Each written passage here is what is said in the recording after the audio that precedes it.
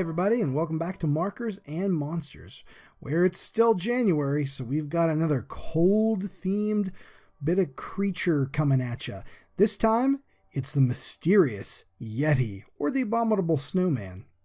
You might have heard of this creature. It figures in pop culture quite a bit, probably not as much as Bigfoot, but I consider this almost like a little bit of Bigfoot's cousin, if you will.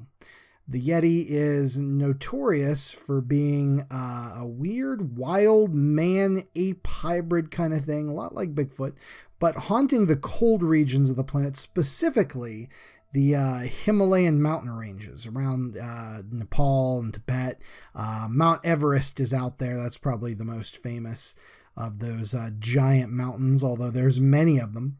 And way back when, around the 1920s and early 1930s, explorers, we were exploring the different parts of the earth, like the Arctic, the Antarctic, trying to go to the highest places, as low as we could go with submersibles, stuff like that. So great time for exploration. And this is when mountaineers would come and try to map these mountain ranges and get a good sense of them way before satellites and stuff like that. So how's the only way you're going to explore it? Well, you're going to climb the dang thing. So up they went with Sherpas and various geologists and doctors. Many different expeditions were sorted out, and people would have reports of like strange creatures on the mountainside.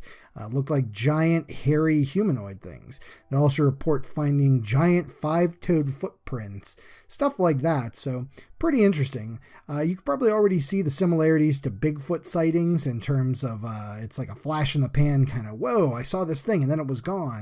And I found this weird footprint I can't really identify, and what is it? Stuff like that. So kind of turned into all sorts of myths and legends in the area, which is pretty neat.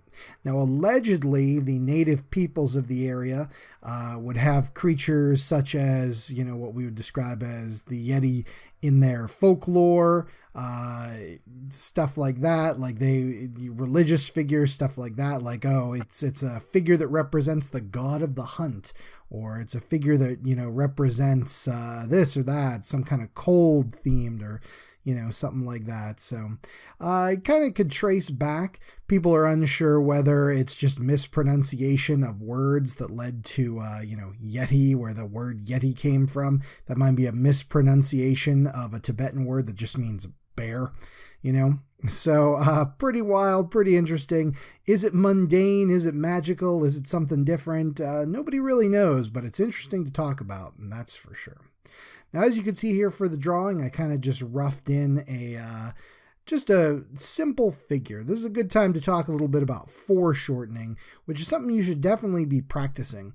If you'll notice, the Yeti, or Abominable Snowman's left arm is foreshortened in the bicep area, and his left leg is as well in the thigh. That's on the right side of the drawing you're looking at.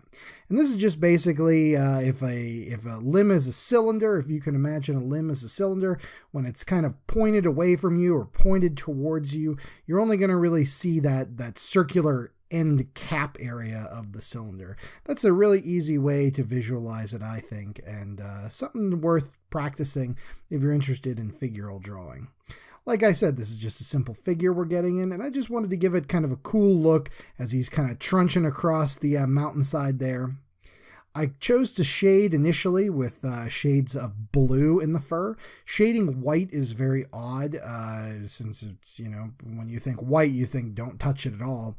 So a good rule of thumb is to just start out with light colors, and then white usually picks up the colors that are around it. I figured mountainside with snow on it's going to have a little bit of cool blue and cool gray shades.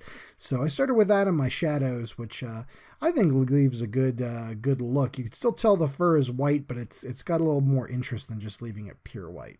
I'm also coloring the sky with like a bluish gray there to kind of make it look stormy, and just leaving a weird area up there for the where the light would be coming through the clouds.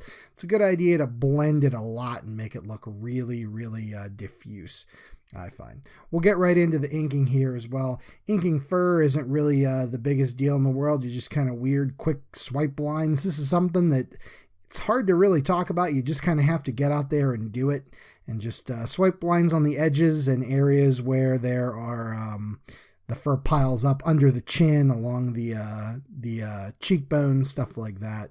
And usually in the shadow areas, I put a little bit of texture in there as well. Now, what do I think about the Yeti being real or fake or anything like that? Well, frankly, I don't really know. There's, not as much evidence out there as there is for Bigfoot, that's for sure. And I think that's partly because, this thing only apparently appears in Mount Everest. It's not like a ton of people live there to be constantly reporting on this. So who knows? Either way, if it's just some weird bear that everybody's kind of seeing, they're getting a little snowblind and seeing a bear out there, I don't know. That's interesting. I'd want to know that. If it really is the crazy wild man living on the side of the mountain covered in fur, a missing link like our pal Bigfoot, that's also fascinating and amazing. So it's just cool stuff either way. And that's the ton of fun about cryptids, I think. Whether it's real, whether it's fake, whether it's hallucinations, whether it's a legit thing, heck, whether this thing is somehow related to aliens or beaming them down. I don't know. I think that's awesome. I think it's fun and worth talking about. And it also gives a lot of cool, interest for various pieces of art. You figure the Yeti has appeared in so many different things. Heck, Yetis are a monster in the new 5th edition Dungeons & Dragons Monster Manual. The core Monster Manual has Yetis as a monster. That's great.